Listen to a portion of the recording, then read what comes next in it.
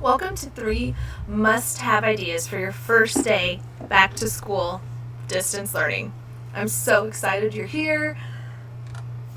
Let's talk about why we're here. So first, my name is Amber Ernst. I blog at SSSTeaching.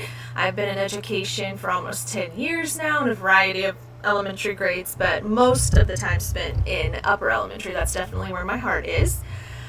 I love sharing ways to engage students and technology. That was what my master's degree was in, and I think it really comes into play for distance learning. And my why, especially for this presentation, is to reach the heart of teachers. I was a type A teacher. I love being prepared and knowing what's coming and kind of wrapping my head around things that I can't with distance learning, and that's really frustrating. It's almost an prepare in both cases, but really have online learning still. And I feel like some of you might be the same way. So I wanted to think about, for my students or students that are going to be in your classroom, what is the best way that I can, make back to school, those crucial first day, first week, make the most out of it for my students if we can't be in person, or if we're only in person maybe part of the time. So I wanted to share what those first day plans look like and how you can make them happen for your classroom. First things first, this was in your resources. So this is kind of your template, your back to school online virtual template. And we're going to talk really about these 3 main components that have to be in your first day, but really in your first week. Kind of building these introductions are very important. Those are going to be hard to do virtually, guys. So I'm going to tell you about what are some ways that you can do this, rules and procedures. You will not only have, if you're in the classroom, rules, but really for your distance learning classroom and what that looks like with your students, and how to kind of break those down and make them manageable for an online classroom. And then how to build classroom community. How are we getting that sense of togetherness, really that learning together aspect when we're not in person, and maybe you're not recording live videos and they're watching them separately. What does that look like starting into a new school year? So let's go ahead and break those pieces down. This is in your notes again, so if you want to go ahead and grab it, this would be a really great time to fill in some of those pieces or look at what this might look like for you. The first piece is introduction. So one of the great ways to do this is to play a game. It might be something like this emoji bubble pop where you click on the emojis and then there's different questions that students can answer about themselves. Of course, you can edit the questions to kind of fit the needs of your students. This is a really great low-key game to play, especially on the first day, something that doesn't take a lot of student input. They're not having to come up with, all the things they did this summer or their typical back-to-school kind of projects. But what I do like to start, or what I'm thinking about doing this year, is a project that really takes a little bit more student input, and having the students break that apart into kind of filling in what they did, but also learning more about themselves. And it makes it really fun where they can add things on top of their selfie. They're learning more about the distance learning, kind of your management system. If you're using Google, how to navigate that. If you're using another system, how to navigate that. And then kind of get to put themselves on display. It's definitely not a first day, but kind of in the first week. And I'm going to break that down a little bit more in just a minute.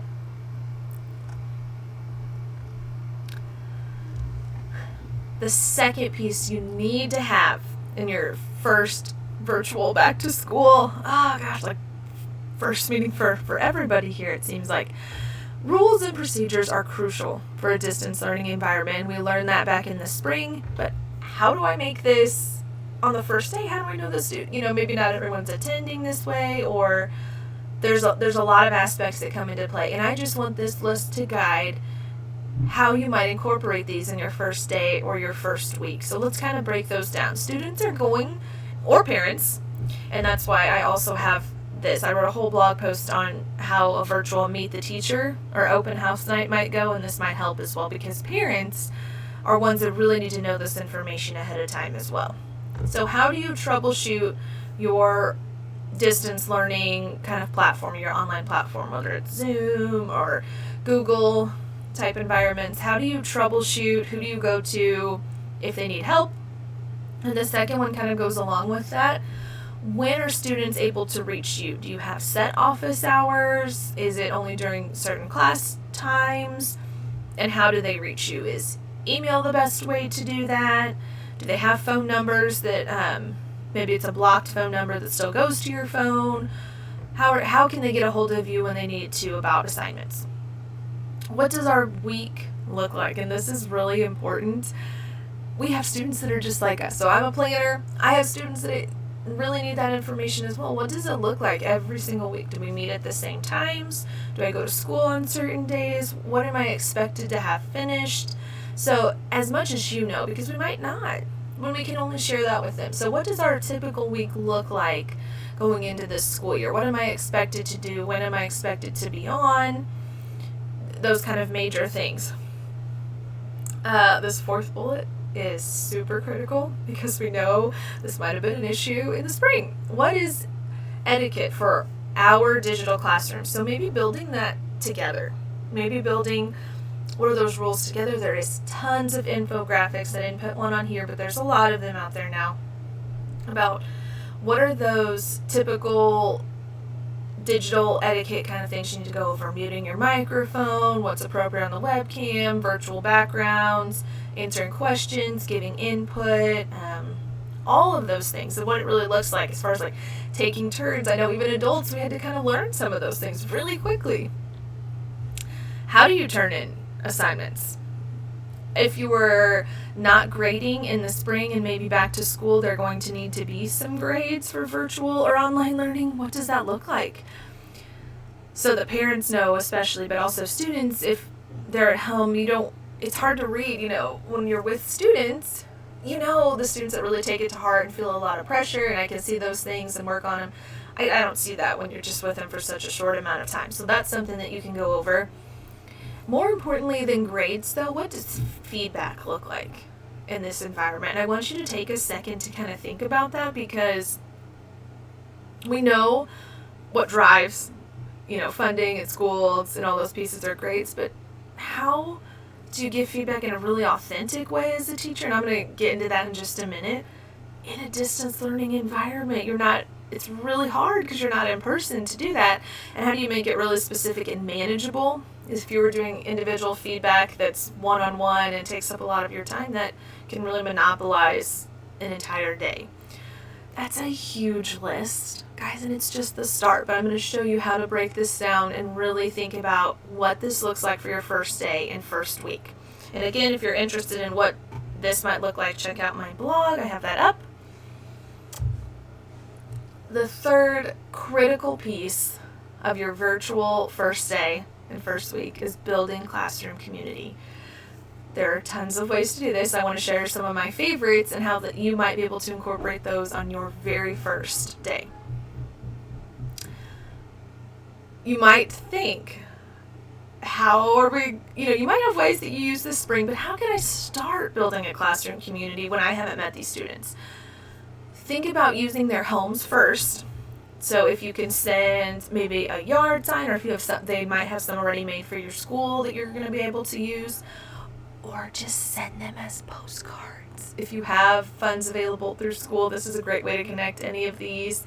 This one is actually free on my blog, and you can edit all these fields. And I really like that it has the technology component. It was made way before this year, but it's kind of nice that it fits in with the tech theme. Instead of a picture on your postcard too, and you can design your own totally, do not have to use any of these templates.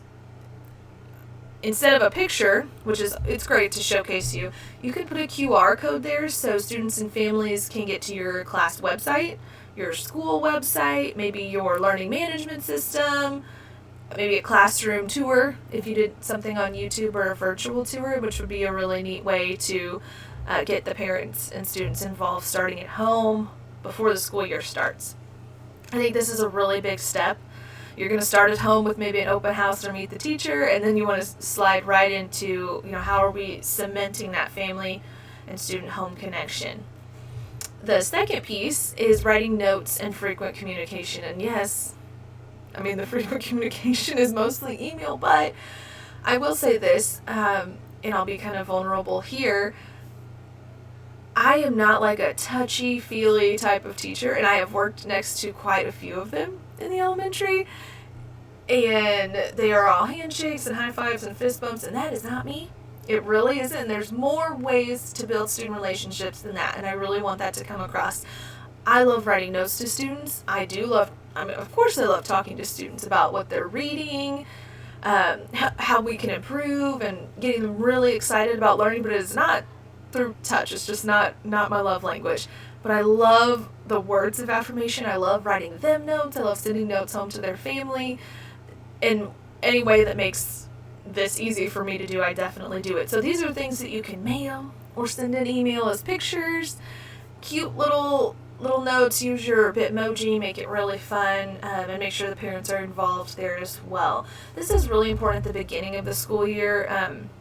As teachers, we would always send, maybe you did, maybe this is a new idea, we would always send a first communication that was positive during the first week. I would make sure that each student's family received something positive about how our week was going, how they were adjusting to the new school year, what I noticed, all of these pieces, and it was such a great important time. So I think this is really important, not only at the beginning of the year, but especially at the beginning of the year, and then to continue that. And it might look like email, and it might be frequent, but trust me, parents need to hear it when you're in this type of environment. It's really, really important. A couple other ideas before we move on. Of course, dance parties. I'm a super big fan of those in the classroom, but also distance learning. It's great for the students, have everybody muted, teacher put on music, and just dance together. That's always fun. A class cheer. This is something you guys could make up together, and at the end of your meetings that are live, if you have any, you can do your cheer or say your chant. We always have one for our classroom, and I think that really builds community. And then if you're transitioning between virtual and in-person learning, it's great to have these continued. So you're starting the notes, you're starting the dance parties, the chants, all that can be continued in your classroom as well. It's just translating it and how it's done online. Another great way that you could build classroom community is designing a kind of a virtual classroom or a classroom background together. If you've seen all those Bitmoji fun classrooms on Instagram or things like that, why don't you build one with your students? You have them help you. What would our ideal classroom look like? If you created some classroom rules together, that could be a little poster in your Bitmoji classroom, which would be a really nice touch. What do they think would be a really great fourth grade classroom? And talk about what a learning space looks like, and that can kind of lead to some lessons. What does your learning space at home look like? Is it great for learning? And then how can we also translate that to our classroom, and then just take that information and kind of use it, especially if you get to be in person at any point during the year. So let's break down how those all fit together. You're like, you just gave me a lot of information, and I have to figure out what my first day looks like. First and foremost, looking at, even if this was typical Monday through Friday, you can kind of modify. We do not do all of that on the first day. We break it down so slowly. If you were anything like me, anything like, I think pretty typical, our attention spans are so short. In online learning, we cannot sit at the computer for hours and hours and listen and learn, and our students can't either. That's not to be expected. So when you're thinking about introductions, we might play our emoji pop-up game here, and then I would give them a project or something they could work on, show them, of course, how to do it, and then we would break down who gets to introduce themselves the next few days. And this might be in person, it might be online. That project works great either way, but I really limit this because switching back and forth, especially when you have a large number of students in an online classroom, can be a little bit tricky. So letting students either sign up, of course giving them plenty of time and then showing them what it looks like, but limiting introductions to 5 students a day. And I want to make the note that this is not probably for the first time that you've ever met a student. Maybe you've done a virtual meet the teacher kind of one-on-one, so you know all the students. This is just for them getting to know each other. The second piece is the rules and procedures. And remember, that was the really long list of how do I fit all of these into the first day. And I love to break these down. We cannot get through all of those pieces in one day. It's really hard to even get them in all in 1 week.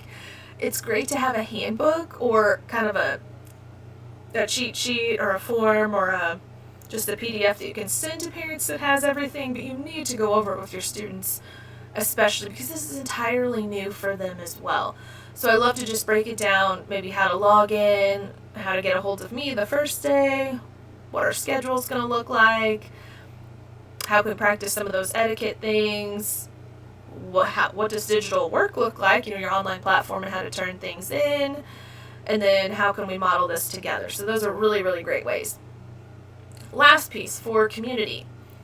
These are ones that are really easy and quick. Again, we are not making these first days long because they might have other things they need to do, or you have to maybe use online learning strictly for content. But these are ones you need to figure out a way to kind of incorporate. Instead of or if you didn't send a yard sign or a postcard, maybe you could have something that they pick up at school, like sunglasses or like some super fun glasses or something, or tell all of your students to wear a certain color. That builds community. Again, designing that classroom background together, collaborating on a class cheer. Would you rather? That's a virtual game, so students can kind of get to know each other a little bit better. And then, of course, those dance parties are some really easy ways to incorporate that classroom community into your first week. So this breaks it down again in manageable pieces for all three of those components that are really important. I'm so excited. I hope you got some ideas, you kind of written down, oh, this is clicking, this is what I can have ready. And it's not direct content, but we know that the foundation builds at relationships, and how can you do that distance-wise. 2 more resources that I want to share. This is free, your distance learning engagement calendar. Put this up right next to your computer on the wall. It's so easy. These are tons of ideas if you want to take your distance learning even further, how to keep students engaged, which is a different ball game in an online environment, but how to do it, tons of ideas in that calendar right there. And the second piece is there's actually a workshop that goes along with that dives super deep into 5 specific strategies that work in any grade level, any content. We already did a pilot test group for this workshop, and they loved it. They got some great new ideas to incorporate in the fall, or what this is going to look like for your back to school. So if you want to take this the next step, so I have students online, we're going to be at least online some of the time this year. Maybe your spring went pretty well, but you're looking for some new ideas just to save you time, energize you as a teacher to get excited about this year, because that might be tough. You might not have taught like this before, like many people. So check out that workshop, and that is in your notes as well, so make sure you click that link. Here is my email if you have any questions. I would love if you use any of these ideas, if you had anything sparked or want to inspire others, if you would tag SSSTeaching, Facebook, Instagram, maybe on TikTok really soon. Tag me and share, and let's kind of showcase those ideas together. I'm so excited for you to have your best first day distance learning.